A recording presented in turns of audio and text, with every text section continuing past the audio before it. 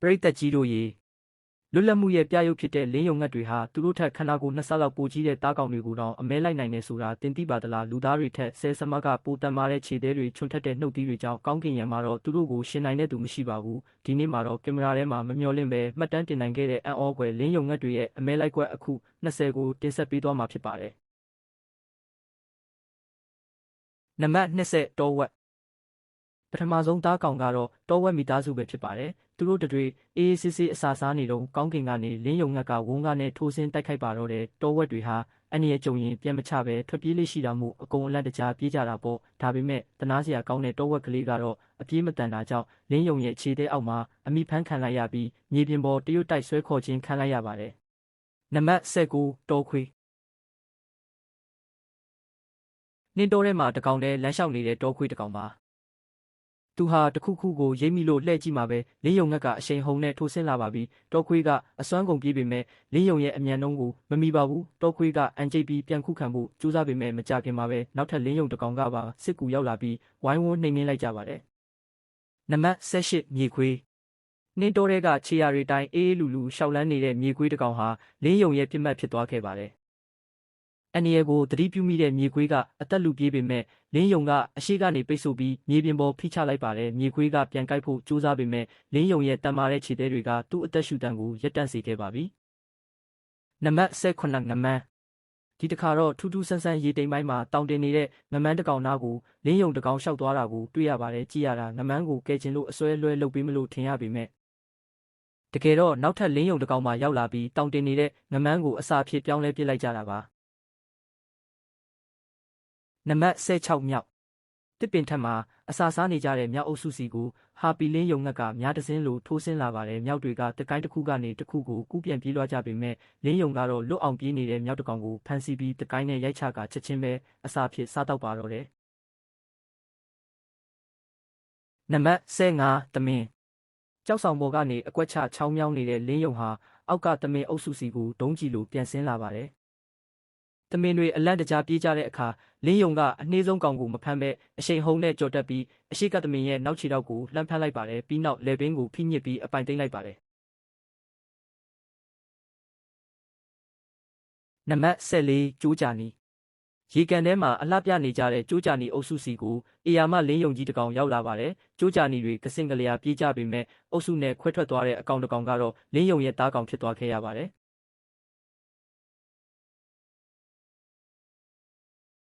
်နံပါတ်73ယုံအဖြူရောင်အမွှေးတွေကြောင့်နှင်းတောထဲမှာထင်ရှားနေတဲ့ယုံကလေးဟာလင်းယုံရဲ့သားကောင်ဖြစ်လာပါတယ်အသက်လူပြီးဖုံတထောင်းထောင်းထအောင်ပြေးရှာပေမဲ့ကောင်းကင်ထက်ကအမဲလိုက်သမားကိုတော့မကြော်နိုင်ခဲ့ပါဘူးနံပါတ်12စင်ရော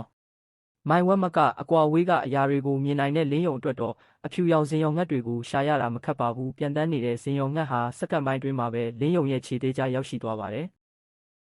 နံပါတ်7ခွေးအိမ်မွေးခွေးပိုင်ရှင်တွေအကြောက်ဆုံးအိမ်မက်ဆိုးပါပဲတခါတရံလင်းယုံတွေကခွေးတွေကိုစားနောက်တတ်ပေမဲ့အခြေအနေမကောင်းရင်တော့သူတို့ရဲ့ချွန်ထက်တဲ့နှုတ်သီးနဲ့ခြေသေးတွေကြောင့်အိမ်မွေးခွေးလေးတွေအသက်ဆုံးရှုံးရတတ်ပါတယ်နံပါတ်10ဝက်ဝံဟုတ်ပါတယ်ဝက်ဝံကြီးတကောင်ပါလင်းယုံဟာသူ့အလုပ်သူလုပ်နေတဲ့ဝက်ဝံကြီးရဲ့ခေါင်းကိုဝုန်းကားနဲ့ဝင်ရိုက်လိုက်ပါတယ်ဝက်ဝံကြီးခမညာဘာဖြစ်သွားမှန်းမသိပဲကြောင်အန်းဖြစ်ကြံခဲ့ပြီးလင်းယုံကတော့တားကောင်ရွေးချယ်မှုမှားသွားမှန်းသိလို့ချက်ချင်းပြန်ပြေးသွားပါတယ်နံပါတ်9မိချောင်းမိခင်မိချောင်းကြီးကသူ့ဥတွေကိုတဲထဲမှာဝတ်ထားပြီးတားပေါက်လေးတွေကိုရေထဲပို့ပေးဖို့ကြိုးစားနေချိန်မှာဒါပေမဲ့ကောင်းကင်ကစောင့်ကြည့်နေတဲ့လင်းယုံကတော့ရေထဲမရောက်သေးတဲ့မိချောင်းပေါက်လေးတစ်ကောင်ကိုဝုန်းကနဲ့တုပ်ဖို့ပြန်တက်သွားပါတယ်မိခင်မိချောင်းကြီးအပေါ်ကိုခုန်ပြီးလိုက်ဖမ်းပေမဲ့မမီလိုက်ပါဘူး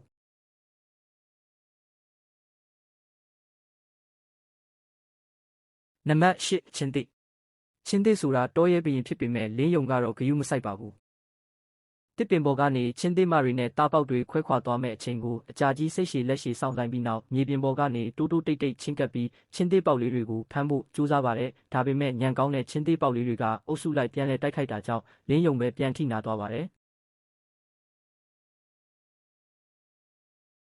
နံပါတ်9တောင်စိတ်တောင်ဆောင်မြင့်မြင့်တွေပေါ်မှာနေထိုင်တဲ့တောင်စိတ်ကိုလင်းယုံကဂျိုကနေဆွဲကင်ပြီးလေထဲကိုပစ်မှပြန်တန်းသွားပါတယ်ပြီးနောက်မီတာတော်များများအမြင့်ကနေအောက်ကိုပစ်ချလိုက်တာကြောင့်တောင်စိတ်ဟာမြေပြင်ပေါ်ကျပြီးတေဆုံးသွားကလင်းယုံအတွက်အစင်သင့်အစာဖြစ်သွားရပါတယ် နံပါတ်6မွေအစိတ်ပြင်းတဲ့မွေတွေဟာလည်းလင်းယုံအတွက်တော့ကြောက်စရာမဟုတ်ပါဘူးမွေကအစိတ်တွေနဲ့ထွေးထုတ်ပြီးခုခံပေမဲ့လင်းယုံကတော့နောက်တလန်းဆုပ်ပြီးမွေရဲ့အသက်ကုန်တဲ့အထိခြေသေးနဲ့ညှစ်တက်ပစ်လိုက်ပါတယ်နံပါတ်5တားပိုက်ကောင်ဒီတားပိုက်ကောင်ကတော့ကံကောင်းပါတယ်လင်းယုံကကောင်းကင်ကနေအဆက်မပြတ်ထိုးဆင်းတိုက်ခိုက်ပေမဲ့တားပိုက်ကောင်ကခြံစည်းရိုးဘေးမှာကုန်းကုန်းကွာကွာနဲ့လင်းယုံရဲ့တိုက်ကွက်တွေကိုရှောင်တိန်ပြီးခြေထောက်နဲ့ပြန်ကန်ထုတ်နိုင်ခဲ့တာကြောင့်လင်းယုံလည်းလက်လျှော့သွားခဲ့ရပါတယ်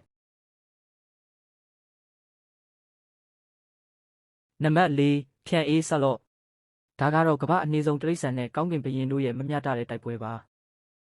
တစ်ပင်မှာတွဲလောင်းခိုနေတဲ့ဖြန့်အေးခများလင်းယုံလာတာမြင်လို့အစွမ်းကုန်ပြေးရှာပေမဲ့သူ့ရဲ့အနည်းဆုံးအရှိန်ကြောင့်စက္ကန့်ပိုင်းတွင်မှာပဲလင်းယုံရဲ့ဖမ်းဆီးခေါ်ဆောင်ခြင်းကိုခံလိုက်ရပါတယ်နံပါတ်3ရက်ကွန်းဝက်ဝံဥခိုးစားဖို့အတွက်ပေ80မြင့်နဲ့တစ်ပင်ပေါ်တက်လာတဲ့ရက်ကွန်းဝက်ဝံကိုမိခင်လင်းယုံကအတိုက်ကိုကာကွယ်ဖို့အတွက်အတောင်ပံတွေနဲ့ရိုက်နှက်တိုက်ခိုက်ပါတယ်နောက်ဆုံးဖခင်လင်းယုံပါရောက်လာပြီးဝိုင်းမောင်းထုတ်တာကြောင့်ရက်ကွန်းဝက်ဝံခမများအောက်ကိုအမြန်ပြန်ဆင်းပြေးရပါတယ်နံပါတ်2ရေဘဝဲ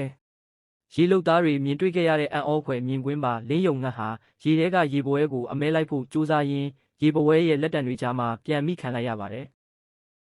ရေလုတ်သားတွေသာဝင်မကဲရင်အဲ့ဒီလင်းယုံဟာရေနစ်တည်ဆုံးသွားမှာတေချာပါတယ်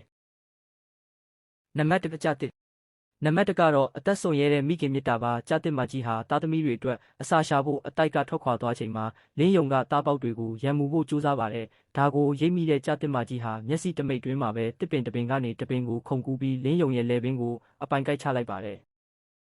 နောက်ဆုံးမှာတော့သားပေါက်လေးတွေကိုရံပြုမဲ့လင်းယုံဟာသားပေါက်လေးတွေအတွက်အရသာရှိတဲ့အစာအဖြစ်ပြောင်းလဲသွားပါတော့တယ်ကဲ